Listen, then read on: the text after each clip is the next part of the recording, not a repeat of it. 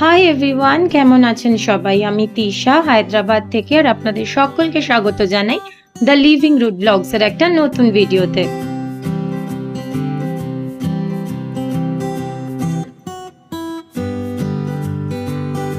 Morning, আজকে শনিবার, এখন সকাল 9টা।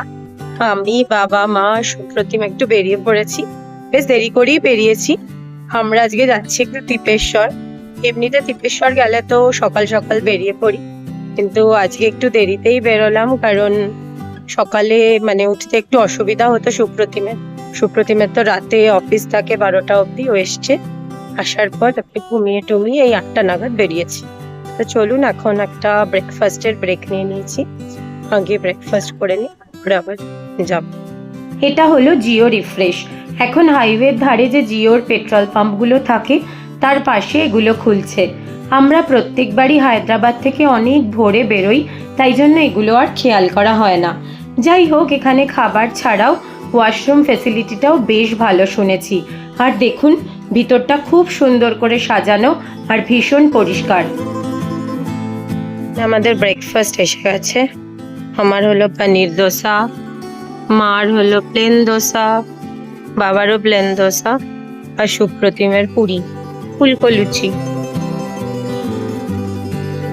এবার আবার যাত্রা শুরু করব।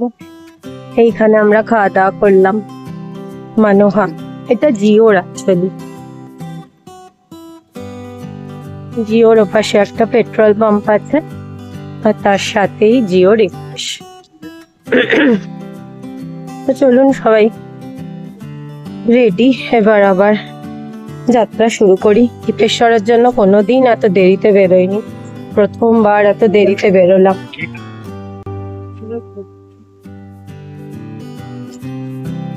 যাই হোক, ব্রেকফাস্ট শেষ করে আমরা আবার বেরিয়ে পড়েছি। আর আকাশটা দেখুন কি সুন্দর লাগছে। এখনো কোনো বৃষ্টি তেমন পাইনি, কিন্তু গরমটাও নেই, বেশ সুন্দর ওয়েদার। যারা আমার ব্লগ নিয়মিত দেখেন তারা জানেন যে আমি মাঝে মাঝেই তিপেশ্বর যাই ফটোগ্রাফি করতে আর জঙ্গল সাফারি করতে। তিপেশ্বর মহারাষ্ট্রের ইভাতমাল ডিস্ট্রিক্টের একটা ছোট্ট জায়গা, যেখানে আছে তিপেশ্বর ওয়াইল্ড লাইফ স্যাংচুয়ারি। এটা তেলেঙ্গানা আর মহারাষ্ট্র বর্ডারের খুব কাছে। হায়দ্রাবাদ থেকে 350 কিলোমিটার, আর আদিলাবাদ থেকে ওই 40 কিলোমিটার মতো। নিয়ারেস্ট রেল স্টেশন হলো আদিলাবাদ, আর নিয়ারেস্ট এয়ারপোর্ট হলো নাগপুর। নাগপুর থেকে তিপেশ্বর আসার জন্য আপনাকে 150 কিলোমিটার রোড ট্রাভেল করতে হবে। তিপেশ্বরের ব্যাপারে আরও কিছু ইনফরমেশন দেওয়ার আগে চলুন একটা ব্রেক নিয়ে আগে একটু চায়ে গলাটা ভিজিয়ে নিই, কারণ গলার যে অবস্থা ঠান্ডা লেগে, তাতে গলা না ভেজালে আর আপনাদের বেশি কিছু বলতে পারবো না। এখন আমরা নিয়ে নিয়েছি আর একটা ব্রেক, চা ব্রেক আর কি। এখন আমরা থার্ড টোল প্লাজা যেটা আছে ওটা ক্রস করলাম। এখনো প্রায় মোটামুটি 200 কিলোমিটার মতো বাকি। তো চলুন একটু চা খেয়ে নিই। আমার তো গলার অবস্থা ভালো না, বাইরে প্রচন্ড রোদ্দুর, খাওয়া উচিত তো কিছু ঠান্ডা, বাট আমার গলার এত খারাপ অবস্থা যে চা খাওয়া ছাড়া আর কোনো উপায় নেই, না তো আমি চা খাওয়াটা অ্যাভয়েডই করি। মা কি খাবে? হ্যাঁ, কোল্ড ড্রিঙ্কস। চা শেষ করে বেশ অনেকক্ষণ হলো আমরা আবার যাত্রা শুরু করেছি, আর বেশ খানিকটা রাস্তা এসেও গেছি। মাঝে একটু বৃষ্টিও পেয়েছিলাম, আর এখন এই রাস্তাটা দেখে ক্যামেরা অন না করে আর থাকতে পারলাম না। এই হাইওয়ের দুপাশের যে সৌন্দর্য, তার থেকে সত্যিই চোখ ফেরানো যায় না। আর এত সুন্দর রাস্তা আপনাদেরকে না দেখালে হয়। আর হ্যাঁ, একটা কথা তো বলতে ভুলেই গেছি, যে এটা হলো NH44, ইন্ডিয়ার লংগেস্ট হাইওয়ে, যেটা কাশ্মীর থেকে কন্যাকুমারী যায়। হায়দ্রাবাদ থেকে তিপেশ্বর যেতে হলে ওই 350 কিলোমিটারের মধ্যে, ধরুন 280 থেকে 90 কিলোমিটার আপনাকে এই রাস্তা দিয়েই যেতে হবে।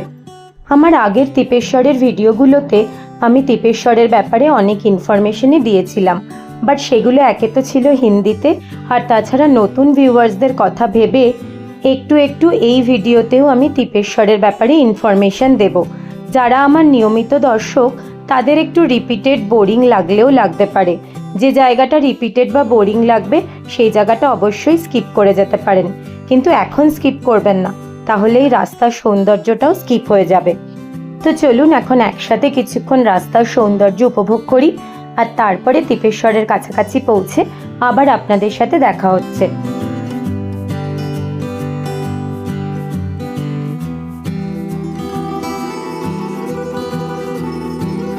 এখন আমরা পৌঁছে গেছি কেল্লাপুর। এই কেল্লাপুর পৌঁছে আমাদেরকে NH-44 ছেড়ে এবার নিতে হবে লেফট টার্ন ওয়াইল্ড লাইফ স্যাংচুয়ারির মাথনি গেট পৌঁছানোর জন্য। এই স্যাংচুয়ারিতে মোট 3টে গেট আছে, মাথনি, সুন্না আর কদুরি। সুন্না গেটটা একটু কাছেই পড়ে হায়দ্রাবাদের, বাট আমরা প্রেফার করি মাথনি গেট। কেল্লাপুরের এখানে একটা মন্দির আছে, আর সেই মন্দিরে আজ আছে কিছু পুজো, তাই খুব ভিড়। অনেক কষ্টে কোনো মতে ট্রাফিক কাটিয়ে এবার আমরা ধরলাম তিপেশ্বরের রাস্তা। এই স্যাংচুয়ারিতে মোট 3টে গেট আছে, মাথনি, সুন্না আর কদুরি। সুন্না গেটটা একটু কাছেই পড়ে হায়দ্রাবাদের, বাট আমরা প্রেফার করি মাথনি গেট। তিপেশ্বর এমনিতে একটা খুব ছোট্ট স্যাংচুয়ারি, মাত্র 148 স্কোয়ার কিলোমিটার এরিয়া। তাই আপনি যে গেট দিয়েই ঢুকবেন না কেন, আপনার জোন আর রুট সেমই থাকবে। মানে বড় বড় টাইগার রিজার্ভ বা স্যাংচুয়ারির মতো এখানে গেট ওয়াইজ আলাদা আলাদা জোন বা রুট হয় না। সুন্না গেটটা যেহেতু মানুষের কাছে বেশি পরিচিত, তাই লোকাল মানুষের ভিড়টা ওই গেটে বেশি হয়। আর আমি একটু ভিড় এড়িয়ে চলতেই পছন্দ করি।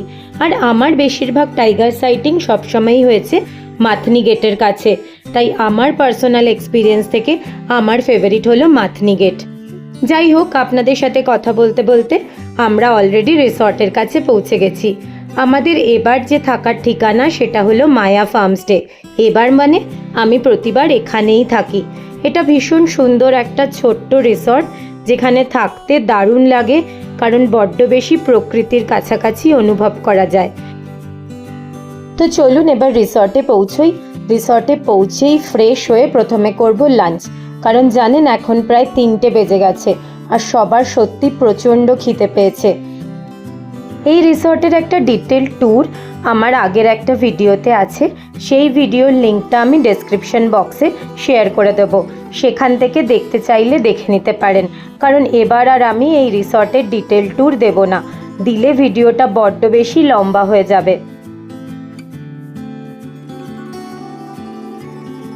পৌঁছে গেছি তিপেশ্বর। পৌঁছে মায়া ফার্মস্টেতে চেক ইনও করে নিয়েছি, যেখানে আমরা বারবার প্রতিবারই থাকি। আর এখন লাঞ্চ করব, 3টে বেজে গেছে, ভীষণ খিদে পেয়েছে। আমি এসে একটু ফ্রেশ হয়ে গেলাম, কারণ সকালবেলা স্নান টান করে বেরোয়নি আজকে আমি। তো চলুন দেখি লাঞ্চে কি আছে আজকে। কি আছে লাঞ্চে? হাত ধুয়ে এলেন এখনো?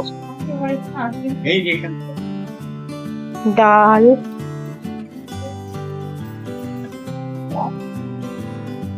এখানে আছে রাইস,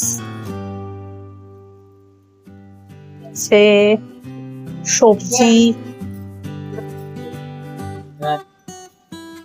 এখানে আছে ভিন্ডি ফ্রাই, এখানে দই, এখানে রুটি, এখানে স্যালাড, এখানে আচার, এখানে পাঁপড়। লাঞ্চ শেষ করে এখন আমরা বেরোচ্ছি মানে এখানেই আমাদের পাশেই এক বন্ধুর জমি আছে, ওখানেও ফার্মিং করেছে, ওটাই একটু দেখতে যাচ্ছি যে কি কি লাগিয়েছে। চলুন দেখি, আমরাও দেখবো আর আপনাদেরকেও দেখাবো কি কি হয়েছে জমিতে।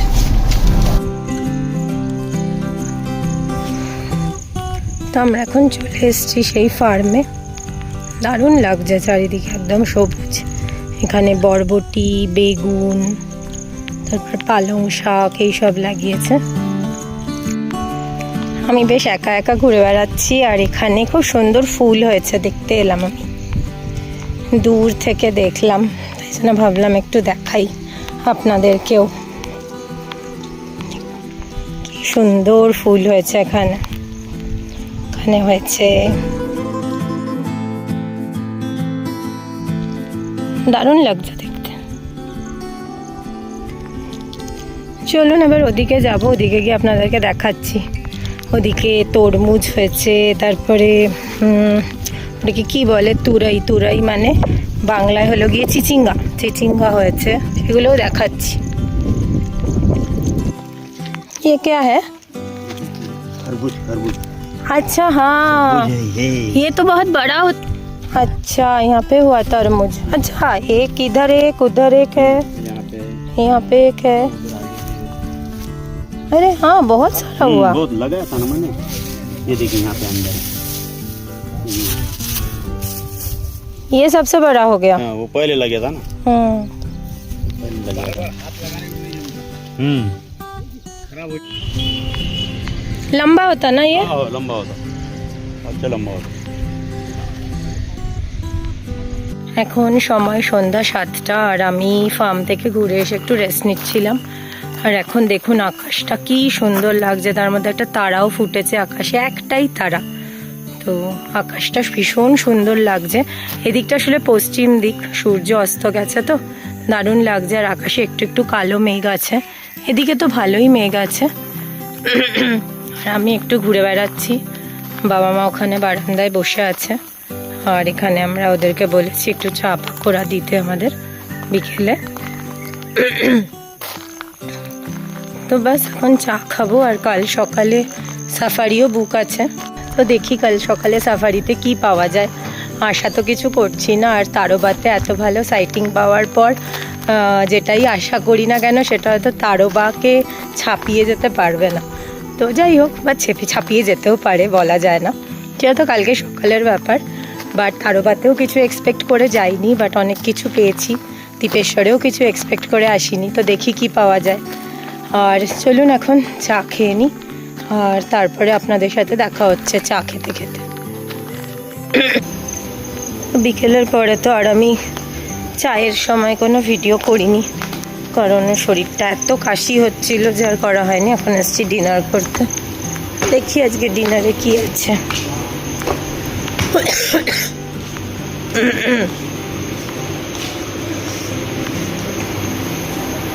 ডিনারে কি আছে, এখানে আছে রায়তা,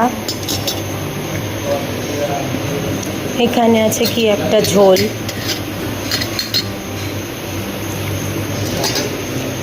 আর এখানে আছে বিরিয়ানি।